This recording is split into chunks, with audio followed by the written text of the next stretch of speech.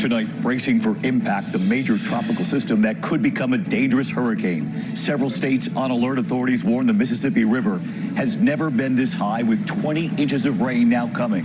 It will test the levees in New Orleans. Rob Marciano live with the new track and the timing tonight. Also tonight, the passenger jet rocked by sudden and severe turbulence, 36,000 feet in the air. The jet plummeting, oxygen masks dropping. Nearly 36 passengers hurt, many hitting their heads on the ceiling. The U.S. Coast Guard in a high-speed chase on open water, going after a suspected narco submarine. The stunning discovery inside. In New York City tonight, the taxi slamming into a restaurant with customers inside right at lunchtime. Multiple injuries. The deadly outbreak in a retirement community. At least 2 patients dead. Dozens more sickened, and we're on the scene. Late today, President Trump suddenly backing down from his promise to add a citizenship question to the census. What he now plans to do instead. The American mother, the U.S. scientist found dead. Her body dumped into these tunnels, a former Nazi bunker. And now the new clues tonight. And your money, Amazon Prime this weekend, the items with deep discounts, and the other major retailers and what they're offering now. This is ABC World News Tonight with David Muir. Good evening, and it's great to have you with us here on a Thursday night. And we begin tonight with that major system bearing down on the U.S., the Gulf bracing. Barry could become a hurricane, but that is just part of the concern tonight. Authorities say the Mississippi River has never been this high, with a storm this size coming. 20 inches of rain on the way. And this is the satellite at this hour, Barry churning right there in the Gulf. Mandatory evacuations have now been ordered for parts of the coast. Meteorologist Rob Marciano leads us off from New Orleans. Along the Louisiana coast tonight, thousands sandbagging and scrambling to evacuate ahead of Tropical Storm Barry. We're just hoping that everything will be okay and life and property will stay safe. In New Orleans, hundreds of floodgates are closed in and around the city. The mayor telling residents there to have a plan and be ready to shelter in place. You need to have at least 72 hours of food, water, and medication for everyone in the house, including your pets. Just a day after storms tore through New Orleans and flash flooding swamped this city in just a few hours, Louisiana is facing a new threat for the first time. A potential hurricane roaring ashore while the Mississippi River is still at flood stage, swollen by months of flooding upstream. This is going to be a major weather event for a huge portion of the state of Louisiana, and everyone needs to pay attention to the track. New Orleans, sitting below sea level, is the most vulnerable. Miles of these levees protect this city, but look how close the water already is to the top, and this wind is only going to get worse. Hurricane storm surge being pushed upriver, essentially stopping the flow, lifting the levels, and potentially sending water right into downtown. The Army Corps of Engineers says, though the roughly 20-foot-high levees may be overtopped, they will not fail, nor should the flood walls improved after Katrina. We're confident that we are not going to have a duplicate of Katrina. However, if you have a storm that has elevations much higher than those flood walls, you're going to get water in the city. David, officials obviously preparing for the worst. Those Katrina upgrades are going to be tested with this storm, and there's still a fair amount of uncertainty when it comes to the intensity of this storm. That said, hurricane warnings have just been posted as we come on the air across the Louisiana coastline. Tropical storm warnings now up for New Orleans and Baton Rouge. Flash flood watches for Louisiana all the way into the Florida Panhandle. Big rains with this. The center is just less than 100 miles offshore, a little bit bottom heavy, a little dry air to deal with, but there are water temperatures that are in the upper 80s. So we do expect along the path to see intensification. 60 miles an hour tomorrow afternoon, making landfall Saturday morning, right around the cusp of a Category 1 storm, and then decreasing in intensity after that. 3 to 6 feet of storm surge, so this river level is going to come up, but the rainfall with this slow-moving system will be in excess of 2 feet. So we will see flood issues here and in towns well inland. David? Rob Marciano leading us off tonight. Rob, thank you. Also just in tonight, the passenger jet rocked by sudden and severe turbulence. 36,000 feet in the air with no warning over the Pacific. The jet then plummeting, nearly 36 passengers hurt, many hitting their heads on the ceiling. The Air Canada flight made an emergency landing in Hawaii. ABC's David Curley covers aviation.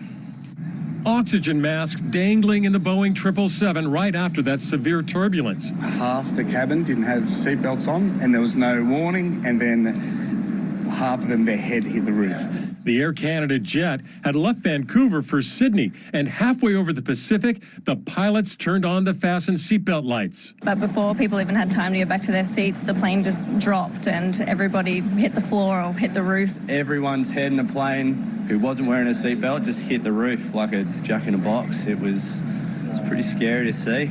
The pilots diverting to Hawaii, 600 miles away. 5 doctors on board start treating the 37 injured.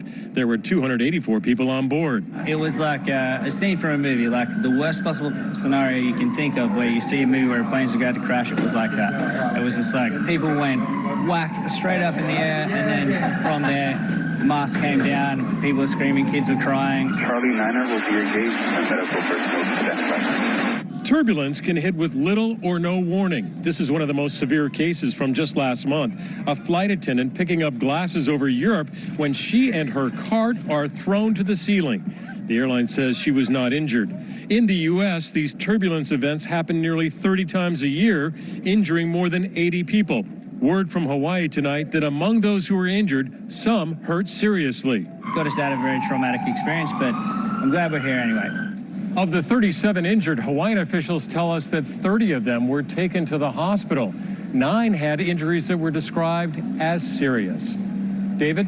ABC's David Curley, our thanks to you tonight as we're next here this evening to the deadly outbreak in a retirement community. At least 2 patients have died, dozens more sickened, and tonight parts of that facility are now under quarantine.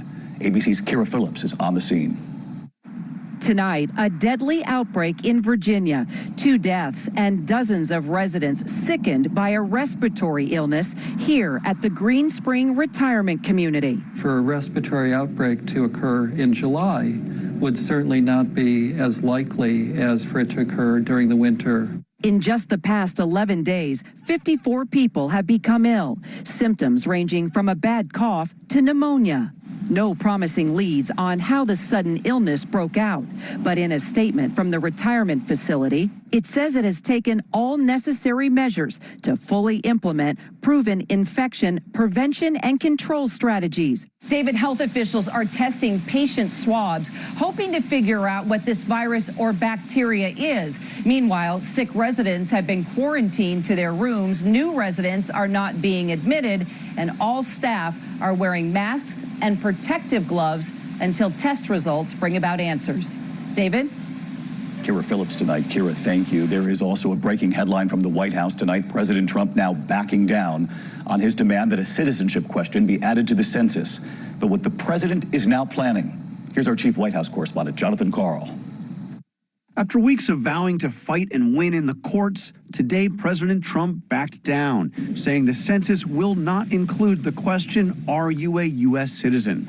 Far-left Democrats in our country are determined to conceal the number of illegal aliens in our midst. Opponents of including the question argued millions of people, mostly minorities, would be reluctant to take the census if it included a citizenship question. It is designed to intimidate families, particularly Hispanic families, from answering the basic questionnaire in the hope that they won't, and that they won't be counted. That could have a profound impact since census numbers determine how many seats each state gets in the House of Representatives and how federal money is distributed. Recently, the Supreme Court blocked the question. Chief Justice John Roberts calling the administration's argument for including it contrived. And today, the White House acknowledged they wouldn't have been able to fight this in court and still get the census done on time. President Trump announced a Plan B. I am hereby ordering every department and agency in the federal government to provide the Department of Commerce with all requested records regarding the number of citizens and non-citizens in our country. Now the administration will use existing government data, including information from the IRS and Social Security Administration, to make an estimate of the number of citizens and non-citizens in the United States. That is a far cry from changing the U.S. Census questionnaire. David? Jonathan Karl at the White House. John, our thanks to you. Meantime, John, as you know, the Trump administration plans to move ahead now with those sweeping raids by immigration and customs enforcement teams this weekend. Some 2,000 immigrants in 10 cities are reportedly targeted. And ABC's Matt Gupman is in Los Angeles, one of the cities, expecting those raids. Tonight, those possible ICE raids sowing fear across America. As reported by the New York Times, the roundups would target some 2,000 undocumented people on deportation lists. They'd reportedly begin Sunday in as many as 10 major American cities, about 3 weeks after President Trump warned this could happen. The result, near panic in some places. We are in Los Angeles, headed to the home of a woman in an undisclosed location who, like so many thousands, plans to go into hiding. Lillian, who asked that we not show her on camera, has been in the U.S. for over 20 years. She has 2 children who are U.S. citizens, but she and her partner are undocumented. Are you afraid? Yes, I a lot of scary because for immigration. What frightens people like Lillian the most is ICE deporting undocumented people who happen to be near someone on a target list, like they did at this Texas workplace. So this Sunday, do you plan to have the shades closed and extra food in the fridge? Yes, of course, because I go yesterday on the market because for prepare. She shows us the food and water she stocked, enough to last her for several days. Immigration groups fanning out, David, with cards like these advising folks that they are not legally bound to open their doors to ICE. Now, ICE officials unwilling to confirm to us that these raids will take place on Sunday, but they do tell us that about 2,000 people are on their target lists and will be deported, quote, soon. David. Matt Gupman, our thanks to you tonight, and we are learning more this evening about that American mother, a U.S. scientist found murdered in Greece. Her body was dumped in an old World War II bunker, and tonight investigators have now collected DNA from at least one person. Here's James Longman. New details tonight on the murder of 59-year-old American Suzanne Eaton, killed on the Greek island of Crete. Her body was dumped in this network of tunnels, a former Nazi bunker. Police now say she was dropped from above. An old wooden pallet covering the entrance has been taken away for further examination. Investigators revealing today that DNA has been collected from at least one suspect. An autopsy revealing she'd been asphyxiated. Wir haben kein Brot. Okay. The molecular biologist seen here in this company video was a mother of 2 living in Germany. She was visiting Greece for a conference. Suzanne was an incredible athlete. She was a great runner and cyclist, and she has a black belt in Taekwondo. Tonight, her colleagues are remembering an accomplished scientist and devoted friend. She really made a huge impact with her research. Through her loving friendship, it really made me who I am. David, search and rescue went on for a week, but police believe Eaton was killed not long after she went missing. David?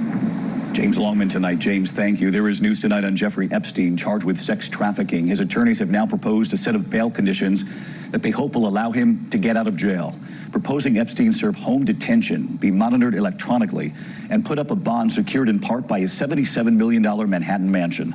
Prosecutors claim he's a flight risk and should remain locked up. A bail hearing is now set for Monday. And to your money tonight in the economy, and a new milestone this evening on Wall Street. The Dow closing above 27,000 for the first time, gaining 227 points today. Amid new signs the Federal Reserve will cut interest rates. The Dow is now up 16% for the year. We're going to turn next this Thursday night to your money. Amazon Prime Day begins on Monday. What they're expected to offer, some of the items already, and now the other retailers trying to compete with deals of their own. Here's Lindsay Davis. It's a 2-day parade of epic deals. Anticipation tonight for the return of Amazon Prime Day, boasting some of the biggest and best bargains of the year. It's estimated more than half of Americans have been holding off on a purchase for this very event. Prime Day was such a success last year, the website crashed, and Amazon has now increased the sales from 36 to 48 hours. The deep discounts begin July 15th on everything from kitchen appliances to electronics like the Apple MacBook Air, already $200 off, totaling $999. And the Amazon Echo Dot, half off, selling for $25. And it's not just Amazon. Coupon site Retail Me Not anticipates more than 250 retailers will participate in Prime Day related promotions. Amazon has figured out a way to really beat that summer slump. And other retailers are noticing that, and they're trying to cash in on the hype. Macy's Black Friday in July is here. Macy's discounts are already underway, now until July 14th. And Target Deal Days are during the exact same time as Prime Day, but no membership is required. And a reminder, you do have to be an Amazon Prime member to get the special discounts, but you can always sign up for a free 30-day trial membership. It's also recommended that you check those price tracking sites like Google Shopping to make sure you're getting the best deal. David, happy shopping. I hope all this competition helps people at home. Exactly, yes. All right, Lindsay, thanks. To the index of other news tonight, in the alarming scene right here in New York City. Surveillance showing a taxi crashing right into this restaurant right during lunch. At least 8 people were hurt. They're all expected to survive. Police say the cab driver was hit from behind and then lost control of his taxi. There's also news tonight about former Red Sox slugger David Ortiz. We have learned he is now recovering from a third operation in Boston after being shot in the Dominican Republic last month. Ortiz suffering complications, but his wife says he is in good spirits. And the mystery deepening at the Vatican tonight. Forensic experts unsealing the tombs of 2 princesses dead for more than a century. They believe that they might also find in those tombs the remains of a teenage girl who vanished 36 years ago. Not only did they not find the girl's remains, the remains of both princesses were also not there. To be continued. Tonight, America Strong, the coach who inspired his players, and now the rest of us. Here's David Wright. Who says I can't? Nobody! Who says I can't? Nobody! Rob Mendez has never played football, but he sure can command the attention of his team. Believe in yourself, believe in your teammates, and believe in what you're doing. He's head JV coach at Prospect High School in Saratoga, California. Born without arms and legs, he learned about the sport by playing the Madden football video game. So what we're going to teach right now is called 31 zone. His passion more than compensates for his disability. 1, 2, plant. Good. He has a custom-made wheelchair that he operates with his shoulders and uses a smartphone and stylus to diagram plays. Our opponents, they'd always doubt him because they see a man in a wheelchair. To us, we see our coach, who's perfect. He gets something from them, too. Who says I can't? Nobody! Who says I At last night's ESPY Awards, Mendez was honored with the Jimmy V Perseverance Award. For anyone out there not sure if they can do something, it could be in sports, it could be in your job, it can be in your life, whatever it is, I'm here to tell you that you can do it. You've got to be passionate. You've got to work at it, but it can happen. Moving the crowd to tears. I've made it this far. Who says I can't go further? David Wright, ABC News, New York. Wow. We salute Coach Mendez. Thanks for sticking here with my voice tonight and for all your tips on Twitter. I feel fine, just the voice. I'll see you tomorrow. Good night.